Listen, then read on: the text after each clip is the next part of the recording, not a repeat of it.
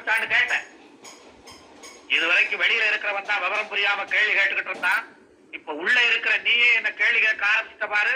நான் பதில் சொல்லித்தான் ஆகணும். பரமசிவனாய முன்னால நின்று பேசுறது பின்ன என்ன பாவநாத சிவனா பேசுறது?